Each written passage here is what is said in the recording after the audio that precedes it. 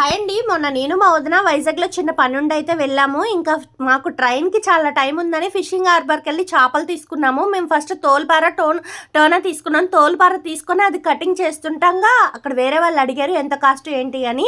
మేము ఇంత అని చెప్తే, అమ్మో ఎందుకు అంత కాస్ట్ పెట్టారు అని చెప్పి చాలా తక్కువ అని చెప్పారు. అంత పెద్ద చేప ఇంత తక్కువ రేటా అనిపించింది. ఏంటి మనం చెరువు చేపలే ఇంత ఎక్కువ రేటు పెట్టుకుంటున్నాము, సముద్రం చేపలు ఇంత తక్కువ ఇక్కడ అనిపించింది. అండ్ నెక్స్ట్ ఏంటంటే అసలుకి అక్కడ ప్రత్యేకించి అక్కడికి వెళ్ళి చేపలు తెచ్చుకోవాలనిపించింది. నేను తోలుపార అయితే ఫస్ట్ వండుతున్నాం, టోనా కూడా వండేది చూపిస్తాను మీకు.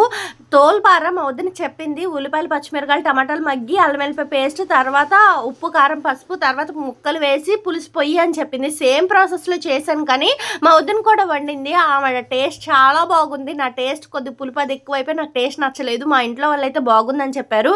నా వీడియో నచ్చితే లైక్ అండ్ షేర్, సబ్స్క్రైబ్ మర్చిపోకండి. ఖచ్చితంగా లైక్ చేయండి ప్లీజ్.